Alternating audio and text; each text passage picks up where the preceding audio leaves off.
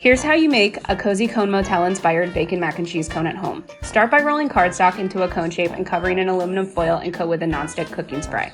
Next, roll a package of pizza dough into a large rectangle and cut into 1-inch strips. Starting at the point of the cone, wrap the strips around. Coat with egg wash and bake in a 425-degree oven for 12 to 15 minutes. Next, the mac and cheese.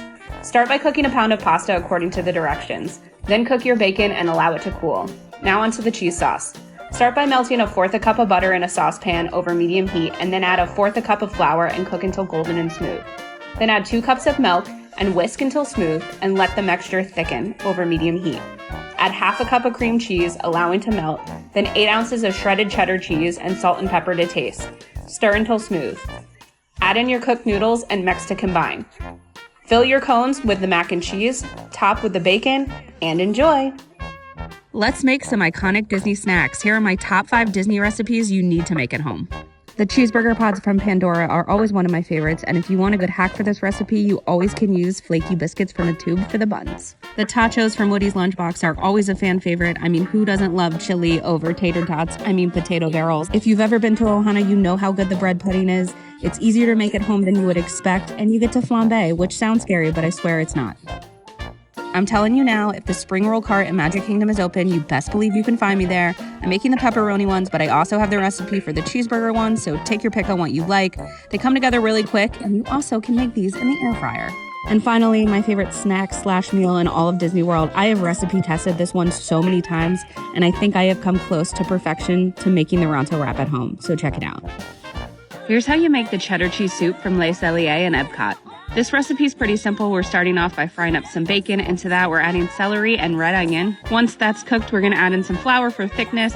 As always, the full recipe will be posted over on my Instagram. Then it's just a process. We're adding some chicken stock, letting that simmer. I know that Les Celliers is technically a steakhouse, but I think this is probably the most famous dish on their menu. Once that's simmered down and thick, we're adding some milk.